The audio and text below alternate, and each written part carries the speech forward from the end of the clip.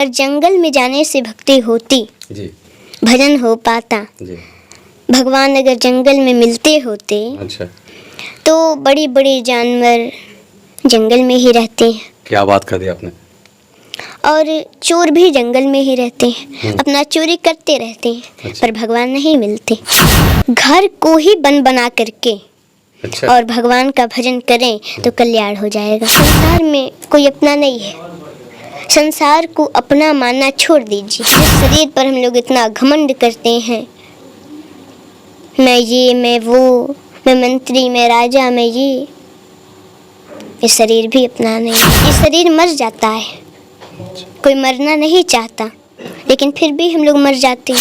इतना दुनिया का तमाशा है, ये उठने के बाद और सोने के पहले ही। हमारे साथ एक कथावाचक हैं जिनका नाम अनुष्का पाठक है और बहुत ही कम उम्र में इतनी बड़ी कामयाबी हासिल की है ये कि आप सोच भी नहीं सकते हैं। और शायद ही ऐसे मिलेंगे आपको जो कि इतनी कम उम्र में इतने भागवत का गीता का जो भी हो सारी चीज़ का कथा कह लेते हैं। और ये अब देश में सभी जगह जाकर के कथा वाचन कर रहे हैं।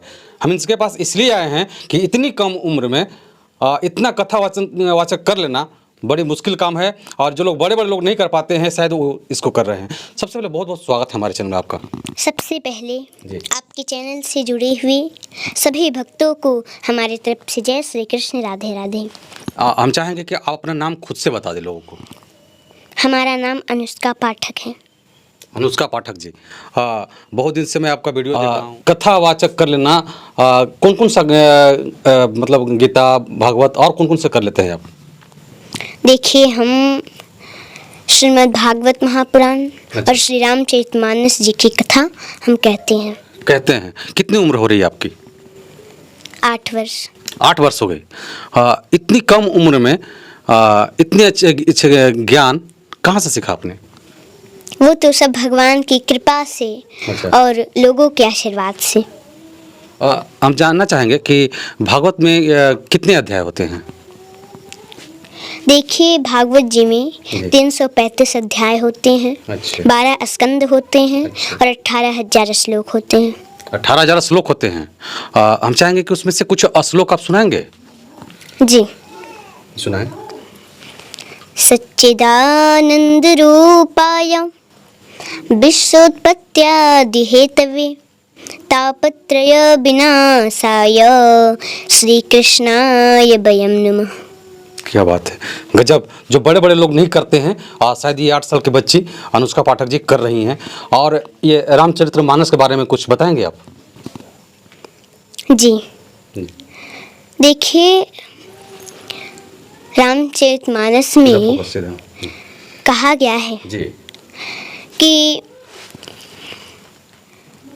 देखिए, जब भगवान राम का विवाह हुआ और अयोध्या आए, अच्छा, कुछ दिन बीता तो उनको पता चला जी कि उनका राज्याभिषेक होने वाला है। अच्छा, लेकिन उस समय वो ज़्यादा प्रसन्न नहीं थी।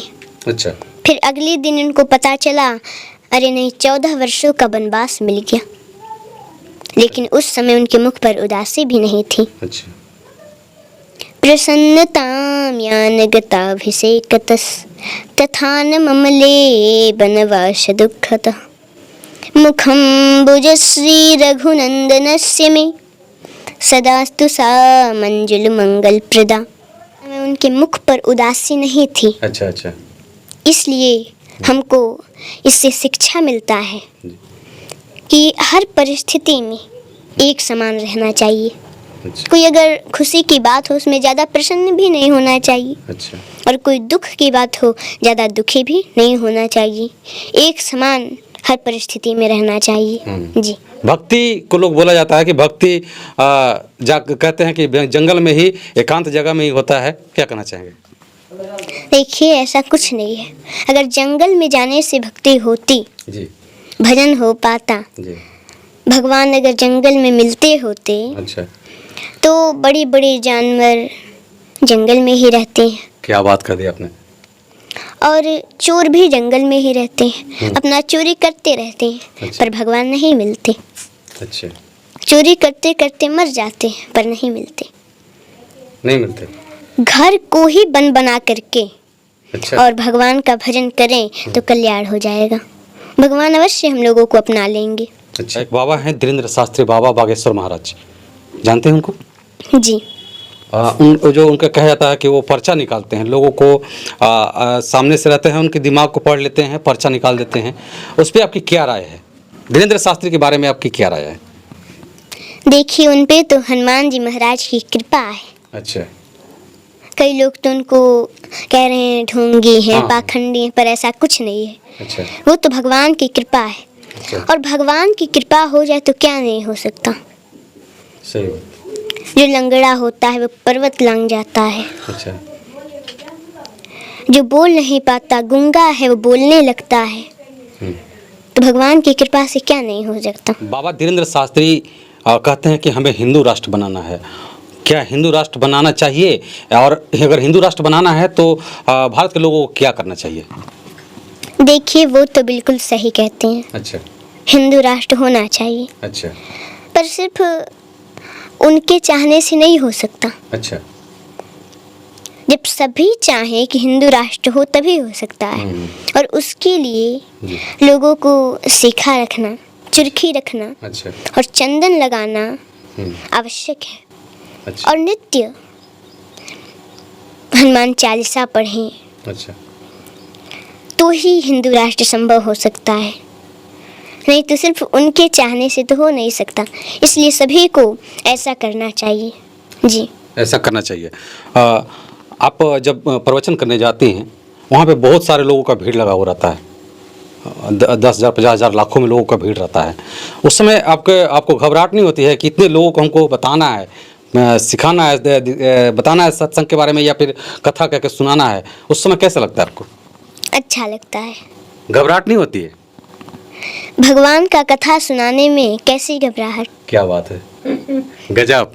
भगवान की कथा सुनाने में क्या घबराहट, इतनी कम उम्र में। लगता है कि हमें देश में पहली एक ऐसी कथावाचक हैं जो बहुत कम उम्र में इतनी अच्छा कथा कह लेती हैं और इनको बहुत दूर दूर से लोग बुलाते हैं इनको कथा वाचन करने के लिए। हम लोगों को यही कहेंगे कि आप लोग माता पिता का सेवा करें, बात माने।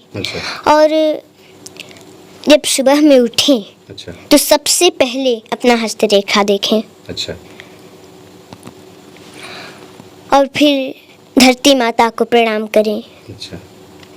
और फिर स्नान करके भगवान का पूजा पाठ करें। अच्छा। सभी से प्रेम से रहें। अच्छा। जी।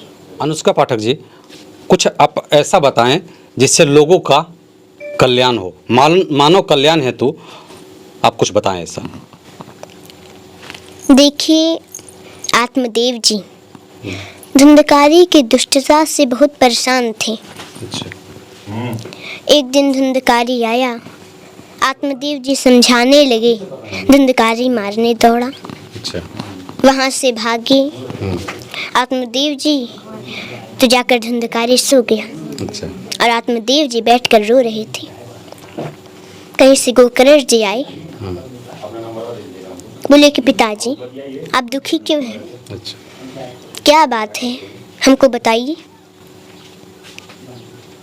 आत्मदेव जी ने कहा, पुत्र मार्गदर्शन करो मेरा, मैं क्या करूं? धुंधकारी इतनी दुष्टता करता है, मेरे स्वर्ग जैसे घर को नरक बना दिया है। मैं क्या करूं पुत्र, बताओ। तो बड़ा सुंदर उपदेश दे रहे हैं गोकर्ण जी।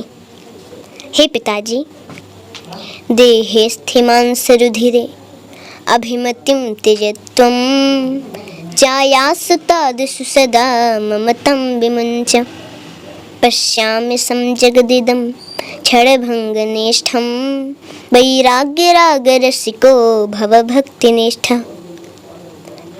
हे पिताजी, संसार में कोई अपना नहीं है। संसार को अपना मानना छोड़ दीजिए।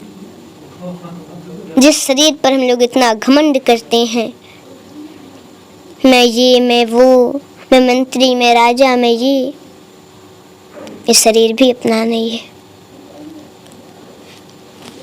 आँख अपने हैं तो अंधे हो जाते हैं, कान अपने हैं तो मशीन लगाए क्यों फिरते हैं?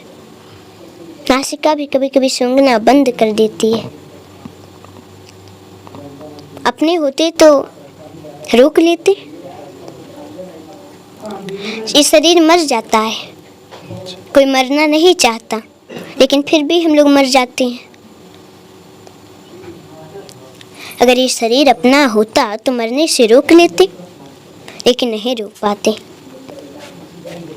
कभी एकांत में बैठ करके चिंतन लोग करें, हम लोग करें कि हम कौन हैं, कहाँ से आए हैं, जन्म के पहले मैं कौन था, जन्म के बाद कहाँ चला जाता हूँ।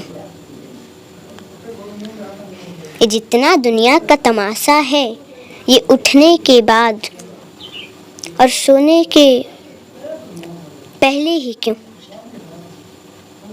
जितना दुनिया का चक्कर है, ये जन्म के बाद और मरने के पहले ही क्यों? मरने के बाद कोई चक्कर नहीं, सोने के बाद कोई चिंता नहीं, सब खत्म। और जब ऐसा हम लोग चिंतन करेंगे तो अंतर आत्मा से आवाज आएगी कि चल रे हंसा अमर लोक को, यहाँ कोई नहीं तेरा है, जग वालों का हुआ अंधेरा, अपना हुआ सबेरा है। उठ जाग मुसाफिर भोर भयो, अब रैन कहाँ जो सोत है, जो सोत है वो खोत है, जो जागत है सो पावत है। हम लोग मोह रूपी रात में बहुत दिन तक सो लिए, अब जगना बहुत जरूरी है, नहीं तो अब हम लोग पतन की तरफ जा रहे हैं। इसलिए अपना कर्म करते रहें और भगवान की भक्ति करते रहें।